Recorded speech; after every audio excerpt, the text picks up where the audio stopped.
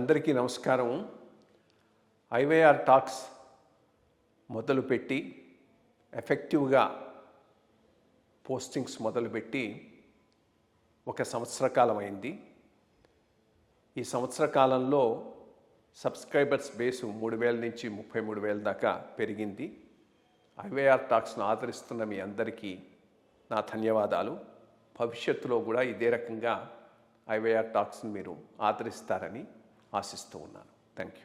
సౌరాష్ట్రదేశే విశదేతి రమ్యం జ్యోతిర్మయం చంద్రకళావతంశం భక్తిప్రదానాయ కృపావతీర్ణం త్వం సోమనాథం శరణం ప్రపంచే. ఆదిశంకరుల వారి 12 లింగ స్తోత్రం ఈ సంస్కృత శ్లోకంతో మొదలవుతుంది.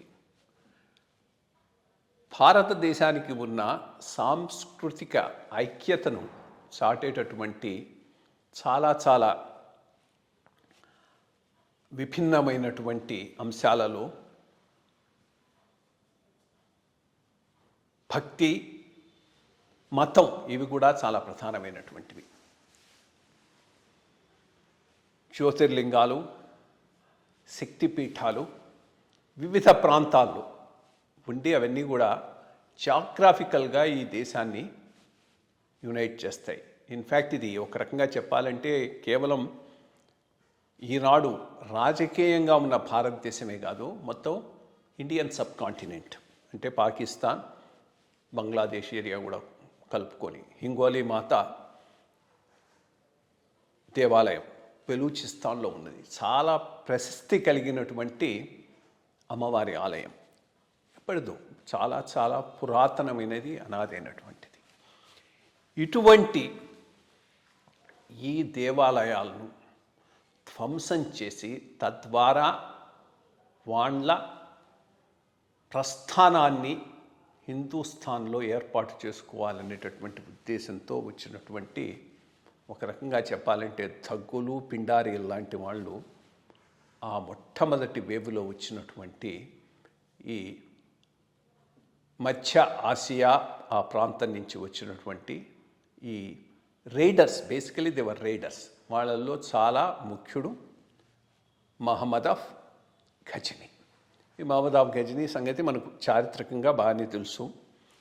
17 తడవలు వచ్చాడు, ప్రతి తడవ ఓడిపోయినాడు. కానీ పట్టువదలని విక్రమార్కుడిలాగా వచ్చి ప్రధానంగా ఏవి ముఖ్యమైనటువంటి దేవాలయాల్లో వేటి నుంచైతే ఈ హిందూ దేశంలో ఆ ఐడెంటిటీ, ఆ రిలీజియస్ ఐడెంటిటీకి చిహ్నాలుగా ఉన్నాయో వాటిని టార్గెట్ చేయడం మొదలుపెట్టారు. దాంట్లో భాగంగానే సోమనాథ టెంపుల్ను ధ్వంసం చేసి వెళ్ళిపోవటం జరిగింది. ఉన్న విగ్రహాన్ని పడగొట్టి మొత్తం ఆలయాన్ని ధ్వంసం చేసి, కోర్స్ వాటిలో చాలా నిధులు కూడా ఉన్నాయి, వాటిని కూడా దోచేసుకొని వెళ్ళిపోయినాడు. ఇది ఒక వేవ్లో అయింది కాదు. ఇది అయిన తర్వాత మళ్ళీ అల్లావుద్దీన్ ఖిల్జీ వచ్చి ఇంకో తరవ చేశాడు. ఆ పైన అక్కడ ఉండేటటువంటి సౌరాష్ట్ర దేశంలో ఉండేటటువంటి రాజు ఒకడు మళ్ళా పునర్నిర్మిస్తే ఆ పైన అహ్మద్ షా గుజరాత్ను పాలించేవాడు దాడిని ధ్వంసం చేశాడు. ఆ పైన ఔరంగజేబ్ మళ్ళా దాన్ని ధ్వంసం చేశాడు. చివరికి అహల్యాబాయ్ హోల్కర్, ఈమె పేరు హిందువులందరూ గుర్తుపెట్టుకోవాలి. ఆమె ఆ సంధి టైంలో ఎవరు ఈ ఔరంగజేబు వీళ్ళు వెళ్ళిపోయిన తరువాత మొఘల్ సామ్రాజ్యం పతనమైన తర్వాత పరిపాలించినటువంటి హోల్కర్ వంశానికి చెందినటువంటి స్త్రీ రాజు. ఆమె చాలా దేవాలయాలను పునరుద్ధరించింది. అదే ఓంకారేశ్వర్ దగ్గర ఆమె పాలించినటువంటి ప్రదేశం ఉన్నది, ఇండోరు, ఉజ్జయిని ఆ ప్రాంతం దగ్గర. అక్కడి నుంచి కాశీలో విశ్వనాథ దేవాలయాన్ని, సోమనాథంలో ఇక్కడ సోమనాథ దేవాలయాన్ని కూడా ఆమె పునర్నిర్మించడం జరిగింది. పునర్నిర్మించిన చాలా శిథిలావస్థలో, చాలా అన్కేర్డ్ ఫార్గా ఉన్నటువంటి స్థితికి తయారైంది. అంటే ఎక్కడ 11వ శతాబ్దిలో వైభవంగా ఉన్నటువంటి ఒక జ్యోతిర్లింగం ఒక 1000 సంవత్సరాల పరాయి పాలనలో ఎంత పూర్తిగా నెగ్లెక్ట్ చేయబడిందనే దానికి సోమనాథ ఆలయం ఒక పెద్ద నిదర్శనం. ఇన్ఫ్యాక్ట్ సోమనాథ ఆలయానికి గురించి ఆలోచిస్తే నాకు ఒక వ్యక్తి చెప్పిన విషయం గుర్తుకొస్తుంది. ఈయన ఆంధ్రప్రదేశ్ క్యాడర్లో పనిచేస్తున్నటువంటి ఐఏఎస్ ఆఫీసర్, తమిళనాడు నుంచి ఆంధ్రప్రదేశ్లో ఉన్నాడు. ఏదో నా దగ్గర పనిచేస్తున్నప్పుడు మాట్లాడితే, సార్ మేము బేసిక్గా సోమనాథ దేవాలయంలో అర్చక వంశానికి చెందినటువంటి వాళ్ళం.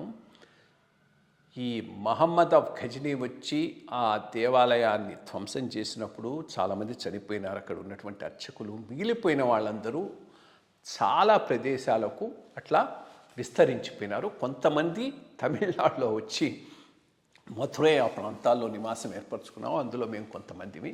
చాలా చిన్న కమ్యూనిటీ ఉన్నది, బట్ ఈ స్ప్రెడ్ మాత్రం చాలా చోట్ల ఉంది. మహారాష్ట్రలో కొంతమంది ఉన్నారు, సౌత్లో కొంతమంది ఉన్నారు, ఈస్ట్ కొంతమంది ఉన్నారు, కొంతమంది ఇథియోపియా కూడా వెళ్ళిపోయినారని చెప్పాడు. అది అప్పుడు జరిగినటువంటి ఒక పెద్ద పరిణామం. ఇది మనకు తెలియనటువంటి పరిణామం. అతను చెప్పిన దాకా నాకు కూడా తెలియదు.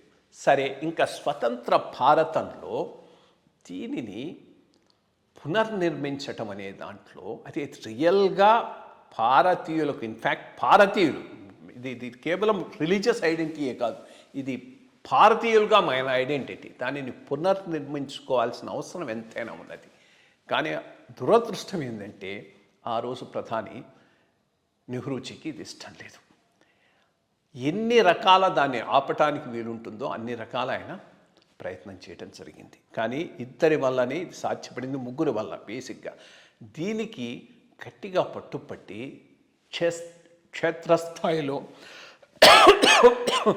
పనిచేసినటువంటి వ్యక్తి కులపతి మున్షీ గారు గుజరాత్కు చెందినవాడు. ఇదే భారతీయ విద్యాభవన్ సంస్థలను వీటిని స్థాపించినటువంటి వ్యక్తి మున్షీ గారు. ఆయన దీనిని తప్పకుండా నిర్మించాలి, ఇది మన సంస్కృతికి ఒక చిహ్నం, దీన్ని ఇట్లా వదిలేయటానికి వీల్లేదు అని గట్టిగా నిలబడినటువంటి వాడు మున్షీ గారు. దీనికి పూర్తి సపోర్ట్ ఇచ్చిన ఇంకో వ్యక్తి సర్దార్ పటేల్ గారు. ఈ ఇద్దరు ఆ సపోర్ట్ సిస్టమ్ గుజరాత్ నుంచి లేకపోతే దీని పునర్నిర్మాణం ఆ రోజు జరిగి ఉండేది కాదు. ఇంకొక సైడు మద్దతు గట్టిగా ఇచ్చినటువంటి వ్యక్తి ఆనాటి భారత రాష్ట్రపతి బాబు రాజేంద్ర ప్రసాద్ గారు. వీళ్ళ ముగ్గురి కృషి వల్లనే దీన్ని పునర్నిర్మించడం సాధ్యమైంది. ఈరోజు ఇది ఒక living example of our culture, tradition, హిస్టరీగా మిగిలిపోయింది ఈ సోమనాథ దేవాలయం. రెండోది, దీనిని కొంత వక్రీకరించడానికి కూడా చరిత్రకారులు ప్రయత్నించారు. మహమ్మద్ ఆఫ్ ఘోరీ దేనికోసం వచ్చాడు? కేవలం అక్కడ ఉండే సంపదను లూట్ చేయడానికి వచ్చాడు, సంపద కోసమే దీన్ని ధ్వంసం చేశాడు అన్నట్టుగా మనకు చరిత్రను వక్రీకరించి ప్రశ్న చేశారు. అది కరెక్ట్ కాదు. బేసిక్గా మహమ్మద్ ఆఫ్ గజని కానీ, ఆ పైన మహమ్మద్ ఆఫ్ ఘోరీ కానీ, ఆ పైన అల్లావుద్దీన్ ఖిల్జీ కానీ, ఆ పైన వచ్చినటువంటి అందరూ ముస్లిం ఇన్వేడర్స్ ఒకటి, మాది సుపీరియర్ మతం, మోనోథియిజం, విగ్రహారాధనకు తావు లేదు, విగ్రహారాధకులు ఎవరైనా కానీ వాళ్ళందరినీ చంపేయటమో, ఇది చేయటమో, కన్వర్ట్ చేయటమో మా రిలీజియస్ ధ్యేయం, మతపరమైనటువంటి ధ్యేయం అనేటటువంటి ఒక పెద్ద మిషన్తో బయలుదేరి వచ్చినటువంటి వాళ్ళల్లో ఒకడే ఈ మహమ్మద్ ఆఫ్ ఘజనీ కూడా. కాబట్టి ఇది ఏదో కేవలం లౌకికంగా అక్కడ ఉండే సంపద కోసంగా దీనిని ధ్వంసం చేశారు అనుకోవడం పొరపాటు. ఒకవేళ అదే కరెక్ట్ అయితే ఆ పైన ఉన్న సంపద అంతా తీసుకుపోయిన తర్వాత మళ్ళా గుజరాత్ను పాలించిన అహ్మద్ షా ధ్వంసం చేశాడు, ఆ పైన పాలించిన ఔరంగజేబు దాన్ని ధ్వంసం చేశాడు. బేసిక్గా ఇది ఒక ప్రతీకగా ఉంది, హిందూ సంస్కృతికి ప్రతీక, హిందువుల నమ్మకాలకి ఇది ప్రతీక. దీనిని పూర్తిగా నిర్మూలన చేయాలనేటటువంటి పద్ధతిలోనే ఈ సోమనాథ దేవాలయం మీద ఈ పెద్ద దాడి జరిగింది. ఈరోజు ఇంకొకటి, ఇది చక్కగా పశ్చిమ తీరంలో, సముద్ర తీరంలో ఉన్నటువంటి ఒక గొప్ప దేవాలయం.